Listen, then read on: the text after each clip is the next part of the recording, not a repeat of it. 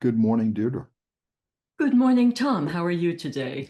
Good. That's the way we usually start our day. So we're opening up our almost our daily conversation to people. This is kind of Correct. what you and I do, and that's exactly how it starts. I just say, "Good morning, Deirdre," and you say, "Good morning, Tom. How are you today?" Right? Yeah. And I try not to answer that question. Hopefully, I'll be able to answer it more positively in the future.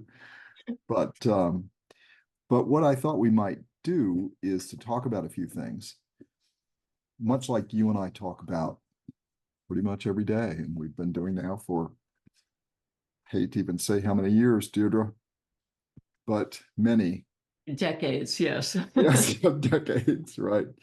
Which we owe our friend Bob Bedard, Yes, another we do. Columbia alum, for introducing us many, many years ago. Yes, that's correct. So, unseen enemies, Deirdre. This is a topic that we get asked about because it's a subject that we have as part of our strategy work. We say that it's really important not to try to necessarily identify them, right? Because otherwise they wouldn't be unseen, right? Right. But to at least recognize their possibilities and just talk about how you might react to these in a situation. So I have a story for you about unseen enemies and how one occurred to something I'm involved with, and how, we were fortunate enough to have really good leadership on the ground and they dealt with this. But it deals with what I call a random act of chaos, because there, yeah, I know you're laughing at me, but you know that some things you can predict, right? Yes. When you're in the middle of, for example, a pandemic, you can kind of predict that you're going to have an unseen enemy of an outbreak if you have an event, and right. I mean, so there are there are those things that in unseen enemies, Deirdre, that you can predict. Then I think there are parts of unseen enemies that you cannot. And I call those the random acts of chaos. They're just things that happen to you that you could not really have predicted, but they come at you. And I think it's helpful to think about them in terms of that phrase, random acts of chaos, because that way you don't spend too much time trying to look back too early. Because sometimes people start immediately second guessing themselves in these things. So let me tell you a little story. So, and I know you know the details here, but it's probably important that we not disclose people's names and events and all these sorts of things, because this is a public thing. But and I'm going to call the leader that I'm fortunate enough to have on the ground, or had on the ground until yesterday. I'm going to call him by his initials, KH, and it's not his real initials. I'm just going to come up Mhm. with a couple for him. But he was at an event that I'm part of. I'm part of a charity organization that holds a pretty significant worldwide audience of people event once a year in the summer times in a beautiful venue around the world. And this thing has lived for many, many years now. I think this is its 30, can't be 30 years. Yeah, it is. This was the 30th year. Mhm. So, I was involved when I was a very young boy, Deirdre. Clearly, yes. Yes. so, so anyway, gosh, it's hard to believe, because I heard that somebody gave a speech about the 30th year of the event, and I'm thinking, gosh, like just occurred to me. So But anyway, but but think about all they, the students pardon? you think about all of the students you helped during that period of time. So Incredible. we, I'm guessing, and I did know the number at one point. I think it is, well, I know it's multiple thousands. I'm going to just leave it at that. It's multiple thousands. And, fortunately, it's not anything that I am an expert in, so I've never taught there. Neither of you. we just we just help them, because, well, I help them because I am a believer in their cause, and Yes. their cause is a worthy one. And it's funny because you and I know this is a sidebar, but you and I, our whole life now revolves around just identifying and building on talent, right? That's what we do. And that's what this organization does. It Sure. allows for really talented people from anywhere in the world to further that talent. And then it has an aspect to it where if you can't afford to pay for any of the event, meaning you can't even pay to get there, they're scholarships, but they're not as much. It starts with need and then it becomes talent, quality of talent. But anyway, they it goes on for a very long period of time during the summer. Well, about a week ago, they had an outbreak of COVID, of all things, and a lot of asymptomatic people. But it turns out one person was symptomatic, and so they decided that that person, well, that person was sick with a case of what appeared to be the flu. And these are really responsible people, so they decided to better test. And we have a nurse on staff anyway, and so the nurse tested and found out that this person had COVID. Well, they hadn't been anywhere. They're part of the faculty, so they'd been there this summer, and somehow they got COVID. So then the question, you can only imagine, these are young people that are on the ground there, and the leadership is a young group of leaders. And unfortunately, it was the executive director of this group who got COVID, and she was very sick. Not very sick, but she's sick enough. She has a child, and the child was there, and her other side of her family was not there. So she ended up in a mess because she has a young child who, is a toddler still, and she's there by herself, and she's supposedly she's the executive director, so she's the leader. And by the way, an outstanding one. I know you know. I'm very proud of her, and she's now gotten a very large job that she's starting in September as the head of an organization. So she's now running her own independent organization that's related to all this professionally. But we're very proud of her. But unfortunately, she got COVID. And so we were very fortunate to have two people on the ground there. One is this individual, KH, that I mentioned. Very well trained. He's a balanced individual. He's very well educated. He's a very sophisticated person. He also has spent a fair amount of time interested in what you and I do. So he's picked up leadership characteristics. He's also part of an organization where he is a top leader. And he's young. He's in his 40s, or early 40s.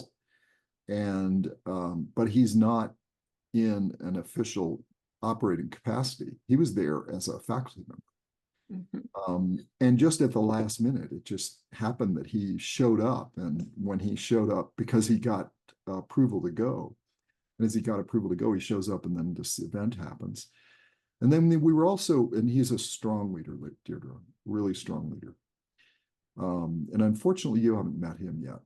Then we have also on the ground was another faculty member who's an incredibly good, balanced human being, balanced thinker, very sophisticated, also young, young in our context, right? Late 30s.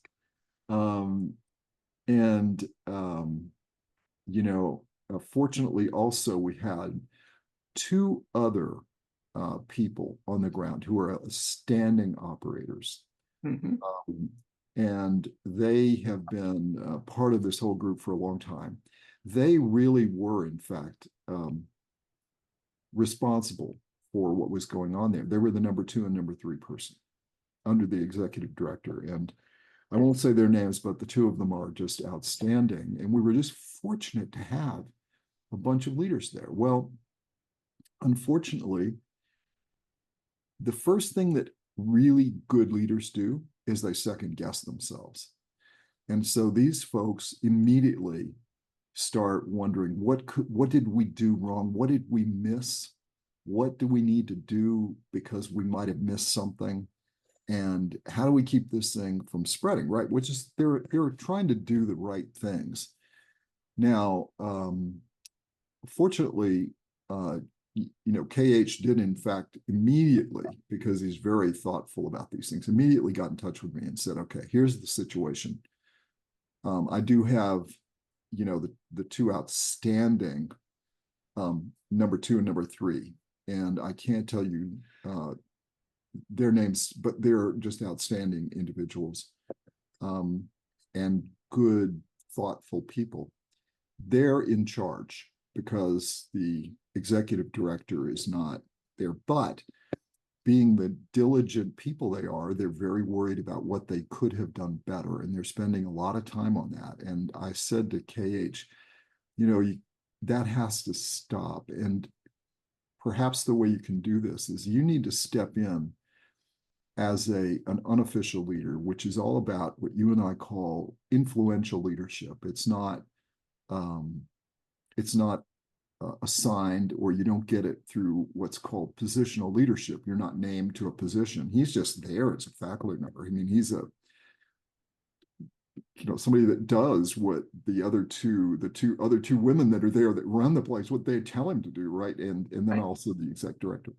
So he got with them because and I said, these are out. We just really fortunate because you know me well, and you know that I've spent a lot of time putting a lot of really good, talented people in place from a leadership point of view.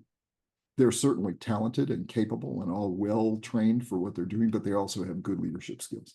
Mm-hmm. So we were just fortunate to have a good leader. So he got them reoriented away from looking back and trying to second guess themselves and trying to do what I call find their way out.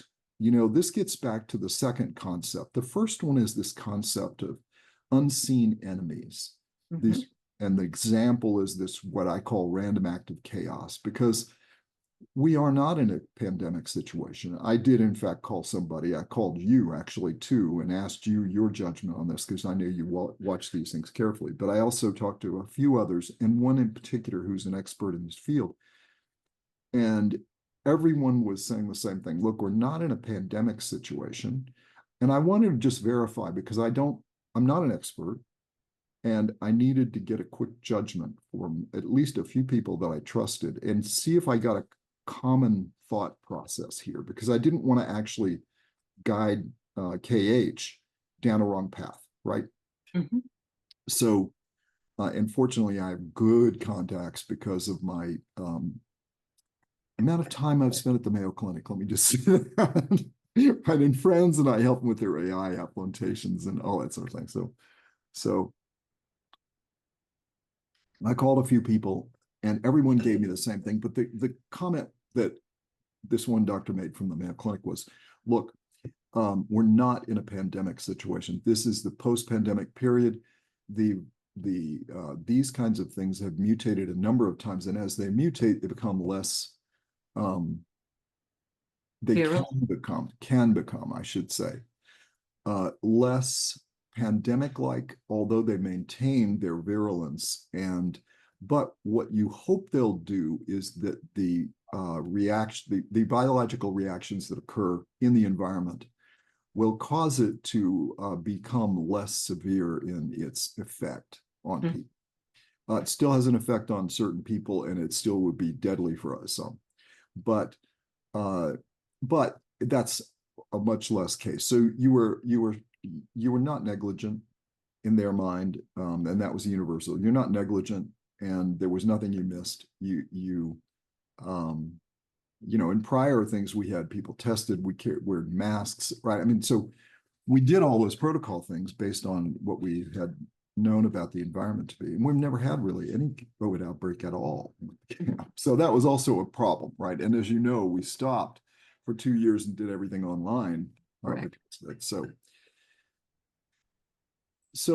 we tested that. Then I went back to KH and just said, look, it's probably best that you try to stop looking back. We'll do that at an appropriate time when we have some distance, but let's focus now on this thing of the triage that you and I use. We have this idea that we'll introduce to everybody soon called the radar screen, right? Because you and I see the world from a leader's point of view is we're looking through a radar screen. We're seeing, what is this world telling us? And then we zero in on our marketplace, our context, our things that matter to us. And we try to read the signals, right? Much like someone reading a radar scope does. But doing it without as little bias as you can, right? Right? Meaning a scientific bias or a spiritual bias, but just looking at the facts. What is it telling you? And then try to say to yourself when you see this, all right, what about this situation am I missing? Right? What could I be missing at this point with the objective to get through this in the most efficient and effective way? Really, the most effective way is probably the better way to say it. And so our guidance to everyone is when you see something that you don't understand and you need to understand it and untangle it, unravel it, think it through, figure out what to do. The first step, and we think, again, this is opinion of one, we think it is the best step, is to say, what could I be missing that's important here? And to make sure you learn that. And you learn that by not only questioning yourself, but questioning those you trust, that you trust their judgment and you also trust their knowledge of context, that they can fill in some of the gaps. And so then once you do that, then you can say, all right, the next important thing here is to understand motivations on everybody's side. Is your motivation in line with all the leaders' motivations that are on the ground there, in line with all the people that are there, and all the infrastructure that are all of you all aligned on what the motivation is? It's to make sure everybody is safe and healthy as best they can be. They don't contract a disease that might harm them, unnecessarily contract it and harm them. And then third, that they continue on with the experience if they can and have a good experience. And so KH was able to go back and make sure everybody was aligned on those things, that they understood, look, this is our objective. Let's make sure everybody is safe and healthy. We don't have any more people that get this if we can avoid it. And those people that are uncomfortable, we give them an easy way of becoming comfortable, no matter what that means, including just pack up and leave, which they only had one person do because she was pregnant and she just didn't want to take the risk. If we all agreed with her, Right. Everybody else stayed. Nobody else got COVID for the next week. Doesn't mean they won't when they get home. Hopefully they won't. But it looked like it was contained. Right. And you know, we'll later on figure out what particular cause was. We think we know, but we're going to wait and find that out later. And then find their way through. So how do you now once you get those two things done, you kind of fill the gaps in, right? And you fill in what you think you might be missing because you didn't need to go think about this. You thought it through enough to have good leaders on the ground. We were just fortunate. Little bit of fortunate, little bit of making sure you have them there in the first place. And then secondly, that we think we've captured what we might have been missing to be able to deal with this. And then KH went back and made sure that motivations were aligned. And then he basically turned it over to the two ladies that run this thing, or two really women, they're outstanding leaders, to run it. But he had gotten them in line and then he guided them through. We also had another outstanding individual there who, as I mentioned, is a good advisor, a good thinker. And I think of, I think about you that way for me, right? That you will moderate where it's appropriate, you'll guide where appropriate. And, there are models for this. And I've mentioned this to you, that there are great models to look back. And the most visible one, I think, is during the Cuban Missile Crisis, to look and see who was the real helpful person on the shoulder of the people involved who didn't want to be in the limelight, but was a really good thinker and was able to balance out and help make judgments on risk and so forth. Well, we had one of those on site. And so for me, it was just a matter of making sure that as, chair of the organization, to make sure that KH, who was the influential leader, had no official authority operationally, had just made sure everybody understood, filled in the gaps, that they had got made sure they were all aligned on what the important things were, and that they then preserved as best they could the experience of the people, and that they were able to still accomplish the bulk of what they were there to do. Right. And it appears that we were successful in all three of these things. But I wanted to go through this, and I know it's a lengthy story, but I wanted, because we frequently are asked, can you give me an example of an unseen enemy? And it's easy to, I mean, the pandemic, there are a bunch of them. This is a more subtle example, as what I call a random act of chaos. You could not have predicted this. And then secondly, how do you deal with it as a leader? And are there any techniques you can use to deal with this? So with that, I'll stop and let you react to all this. It's an interesting story, and I'm very glad everything turned out well at the end. What your story is really talking about, though, is making sure that you've got the right people around. Maybe not necessarily anticipating that an unseen enemy will pop up, but that when you give people leadership titles, when you have people around, make sure that they're capable of taking action.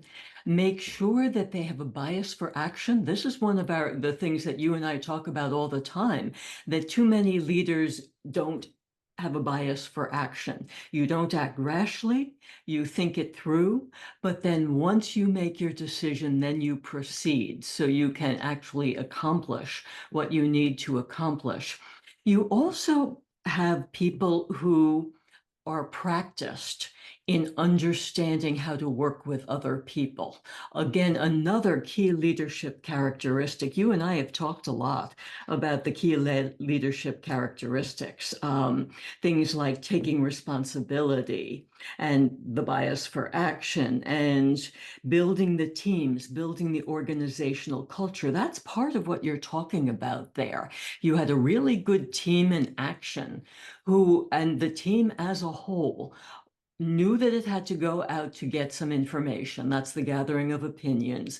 Knew that it had to take certain actions, but then they proceeded. And that's the culture of the whole organization. And communication's a big one. Clearly, people, not only the leadership team, but all of the attendees. You had, what, 60 people there or something like that? Yeah, no, yes. Needed the ongoing communication, very clear about what's happening, what action anyone has to take, what the real situation is so that they could start to make decisions on their own. And then our final big leadership characteristic, I shouldn't call it the final one, it's sort of like we build to this one, is the problem solving. That you had a problem and you had to solve this problem. I've seen too many leadership situations or too many problem situations where the leadership team doesn't work toward a solution. It's as if the leaders are satisfactory in their jobs as long as there is no problem. They can keep things going. They can make basic decisions, but when a real problem exists, a solution needs to be devised, and that takes people standing up, getting the information, driving people to make the decisions, rehearsing people in priorities and gaining alignment, and then moving forward, whatever the exact solution is. So you were very fortunate to have not only the leader on the ground there, but also the second and the third people in charge of this whole program who could step in and move along with this. So what you had, even though you're calling this a random act of chaos, a lot of groundwork had been done so that you could deal with the situation. And I think that's a point I want to make. It's a slight sidestep from yours, and I know we'll get back to this situation. It's that a lot of people say unseen enemies, well, there's nothing I can do to prepare for them. Well, actually, yes, there is. Not the full, what I'll call risk control. where you have a good sense of what these things are.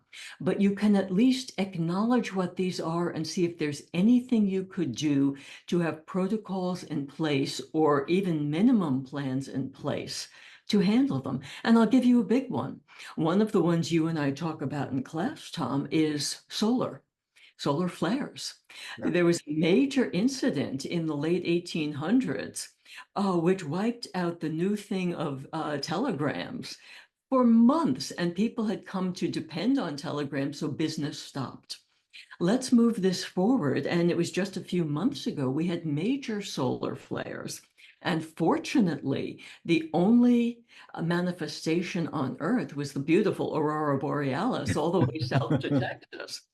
But it could have been much worse. It could have knocked out our electronic infrastructure for months. And think what that would do to our economy these days.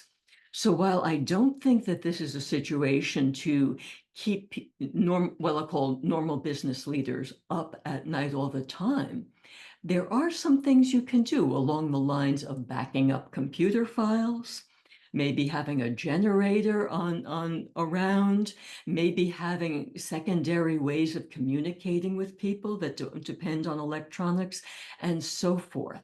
So that even though we talk about unseen enemies, these aren't things that you can't do anything about. You can. And with that, I'll stop and turn it back over to you. No, I mean, that's very true.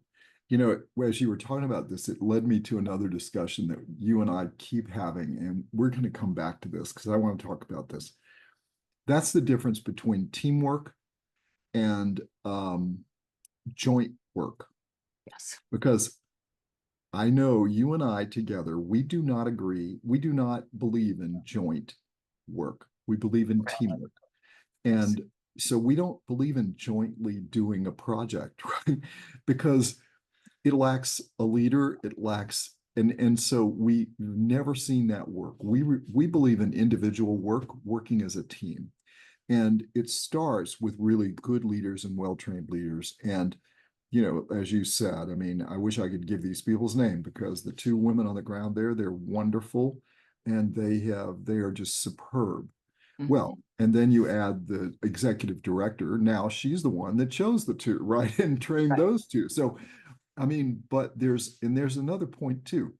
They're all young, Deirdre, Yeah. right? Because it's our job being the people, that when you reach a certain point, you and I was thinking about this as I was making coffee, saying, well, we don't operate anymore. That's not true. We're operating deep business. You're operating all kinds of things, right? So we do have things that we do, but we really don't try not to operate too much today. We try to really more help people do exactly this, help them think through hard situations and come to some kind of conclusion on what to do, but also help provide them with the tools underneath that will help them be able to respond to these. So that's what you and I are spending our time on in this initiative that we're doing now. And we've actually spent years on at Columbia and other places, is developing talent and putting people in place. For me, it was wonderful because I had another situation going on we'll talk about later, right? At the same time, which was another untangling of the situation, a hotspot. And then we had this weekend, we did the financial model weekend intensive that we had to get down. So I had these things, and as you know, I don't leave this room, unfortunately. Hopefully I'll get out today, but usually it's once a week, right? Because I don't have the energy I have had in the past, although it's coming back. But we had these three things at the same time, all Yes. concluding about the same time, right? The one thing happened on Thursday and Friday, and this thing was happening during this week, and then we had on the weekend intensive. So it was all kind of narrowing in. And we'll talk about both of those other two situations because it's helpful to do that. But it was relieving to me to know that I had just by chance, I had an outstanding senior person in both KH and then KH's advisor, the other fellow who I won't mention, and he would never, no matter who he is, doesn't want his name known, right? And Right. he's a brilliant, brilliant human being. He's just a wonderful human being. And he was incredibly helpful in just guiding the way. And he was really the person who was feeding me most of the information, just Right. saying, okay, here's what I'm seeing going on. It looks good to me. Don't worry about it. And that allowed me to just periodically, and it was really, I think I only talked with KH maybe 3 times. All Hmm. the rest of it was done via text or via reports. Hmm. And he was wonderful about, reporting periodically to the board on here's what's gone on and here's where we are and here's what people are experiencing. Right. And so it's just wonderful and it's rewarding to have spent a long time putting people in place and guiding them along the way. And then when a really could have been a really difficult situation, and it was, I shouldn't minimize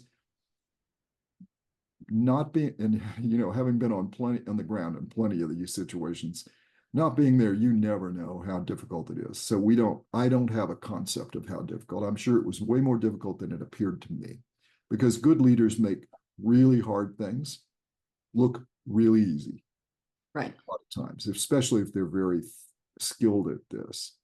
But it was rewarding to me to be able to just influence it and touch it just periodically, and to make sure that things were going on well, and to truly be what people like you and I are supposed to be doing, and also what a board of directors is supposed to be doing, which is oversight. That's Right. our role. That's right. Let me make another point about this, that I've seen so many panic situations and problem situations in the course of my career and so forth. And leaders, including good leaders, sometimes focus on what I'll call the technical aspects, solving the problem itself. While you and I both know that there's a whole area around a problem itself that needs to be addressed. And it sounds to me as if these two women and the others involved were paying attention to the other things around it. And that was communication and making sure that everyone involved knew what was happening, got information, got all of their questions answered so that the program could continue as it should continue. And that's a very important lesson, because when people are in leadership positions, they often forget that their responsibility is not just directly to the entity itself or to the decision itself, it's to all of the stakeholders involved. And so that they must reach out to them and make sure that all of these issues are addressed. And I believe that that's what truly made this solution work in this particular case. Yeah, you're exactly right. And it's easy to someone like me to miss some of these points, right? Because they just happened. Yeah. And that's where these people have really good leadership instincts, right? The two women on the ground, along with the exec director, and then these two other folks, KH and his companion, or not companion, but his person guiding him.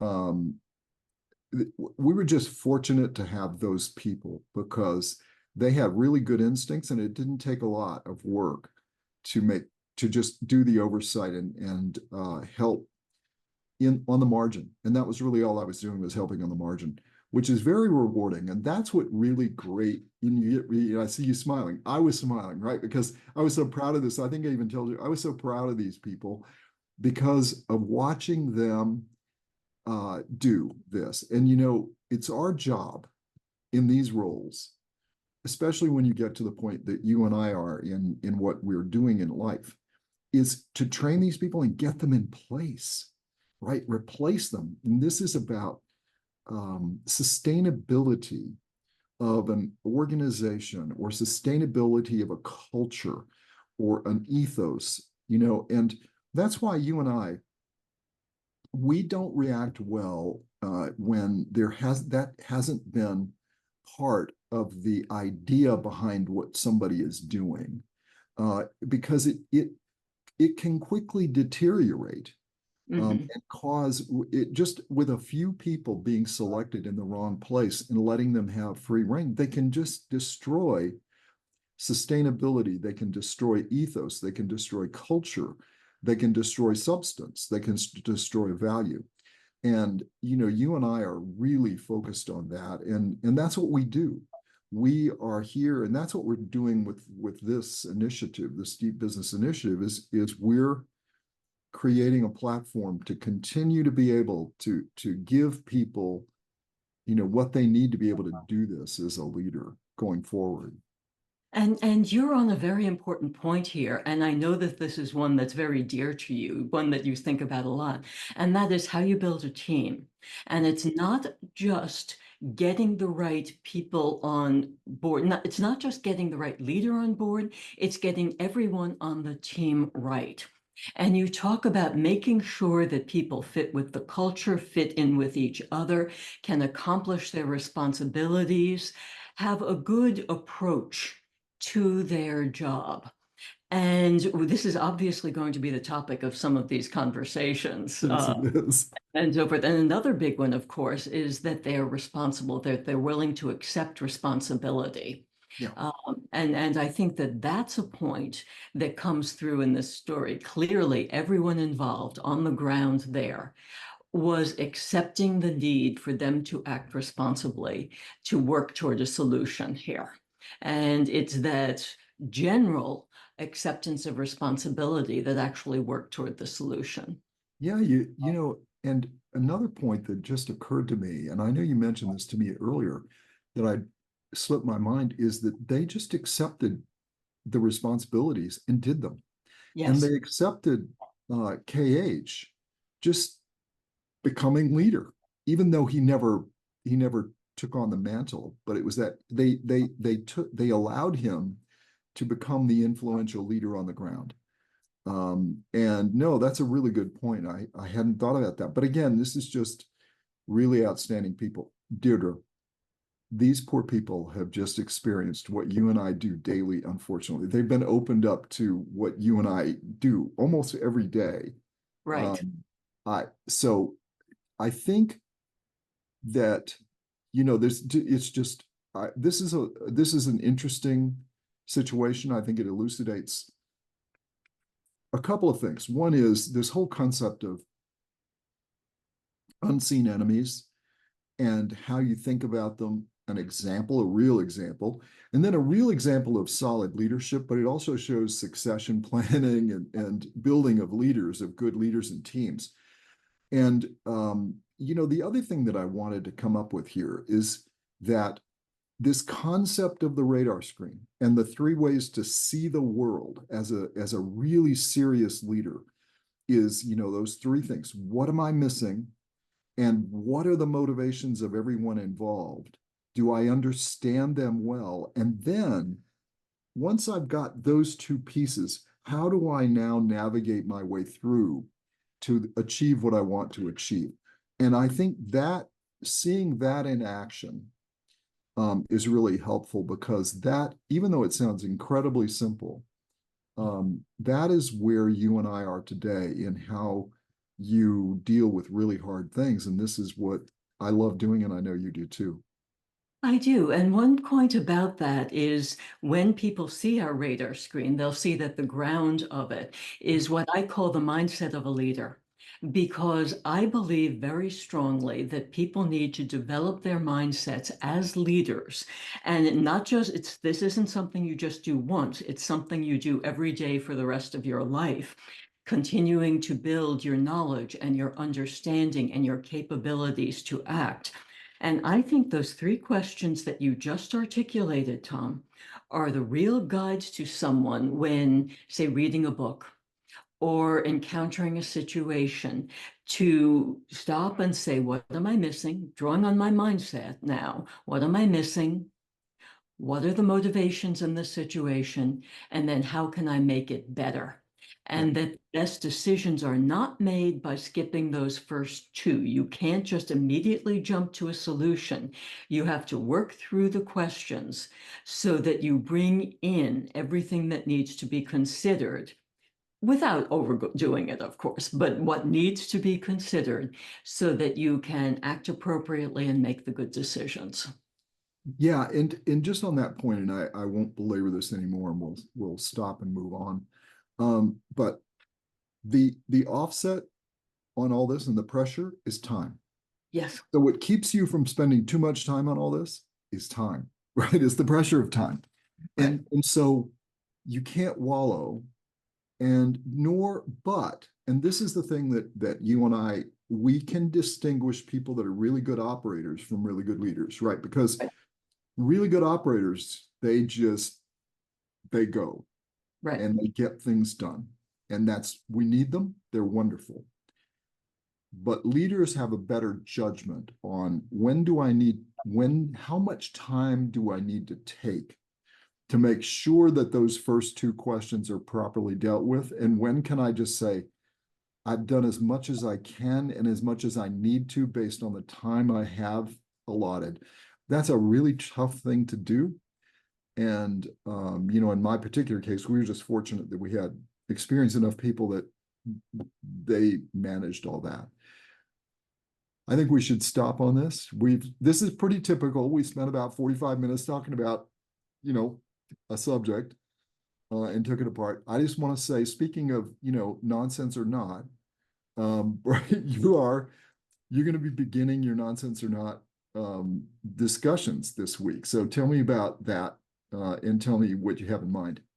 Okay, very briefly, what nonsense or not is, it relates to how do leaders get the information they need so that they can make good decisions.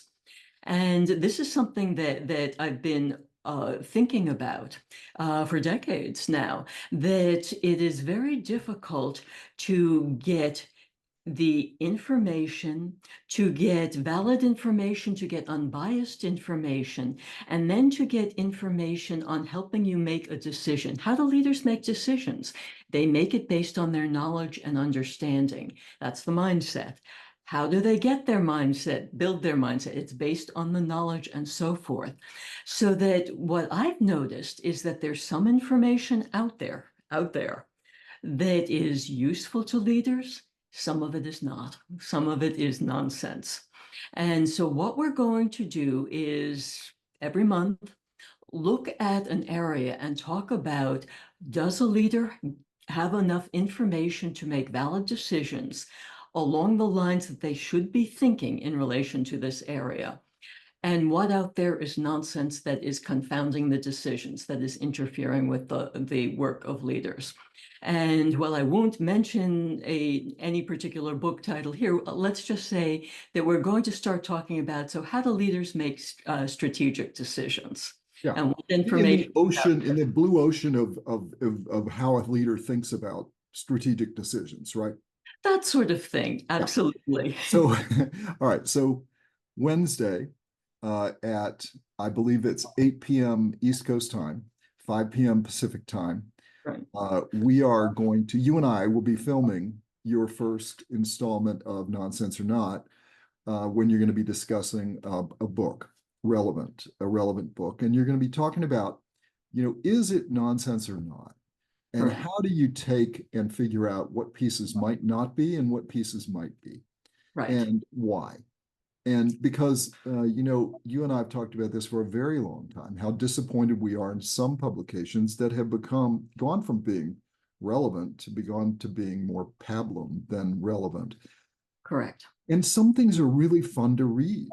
So Yes. it doesn't mean they don't have value. It just, do they have value to you as a leader? And then some are both, right? I think that some of the work I've shared with you, and we've gone through one of Patrick Bet-David's book. I think it's not only is it fun to read, but there are some things in there that have some value and that resonate with how we think.